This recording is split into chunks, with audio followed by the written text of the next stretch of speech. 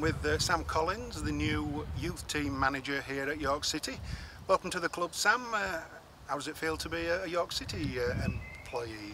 Yeah, it's great. Obviously, it's got a rich history in terms of being a football league club for a number of years. I've played against York as a player a number of times. Always enjoyed coming here. Know they've got a really strong fan base. So I'm really excited and looking forward to getting into the role properly. Just tell us a little bit about the role. How do you view it, and what will your main responsibilities be? Well, the end product is obviously getting young players coming through into the first team, and that's something over the years that York City have always done. So I obviously see my role at some stage is trying to get young lads coming through and then playing in the first team, which is great, because the majority of lads who I'll have under my domain will be local lads, and fans always have that obviously attachment to young players when they're from the area as well. So the short term and long term picture is to actually, as I say, get young lads coming through into the first team.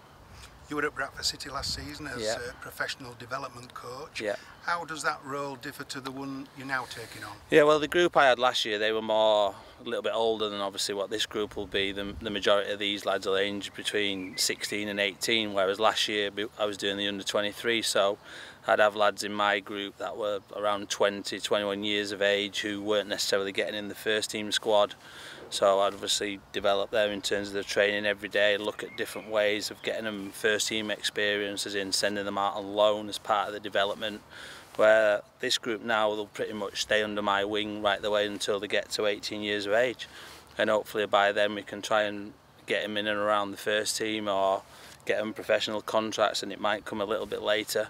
But we're obviously going to have young lads at 16 years old who are going to come into the building out of full-time education, you know, in terms of going to school every day.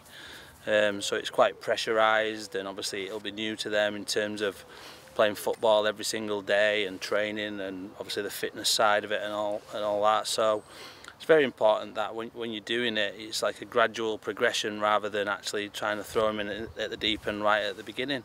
But it's just about giving them as much knowledge in terms of what it's like eventually to become a professional football player as possible.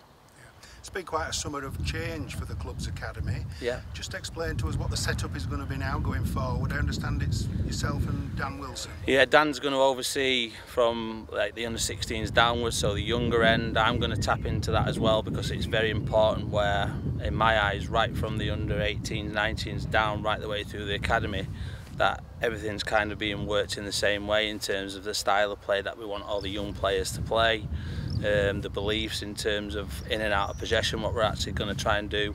And it doesn't matter if you're 9 years old or 18 years old, we can still have them same principles in place. So Dan, as I say, Dan will oversee it, but I'll tap into that as well. We'll do little things like CPD days where we'll put coaching clinics on with all the young players, get all the academy staff involved in that as well, and try and develop it so it's all one thing rather than being separate, because it's very important that there's that link between both.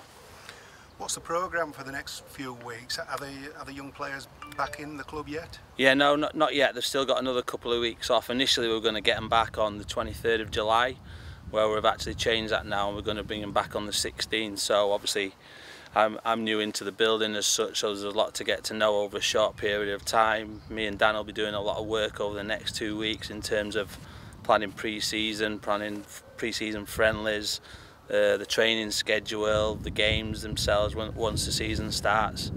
So there's a lot of work to do. Presumably as youth team manager you'll also be working very closely with Martin Gray.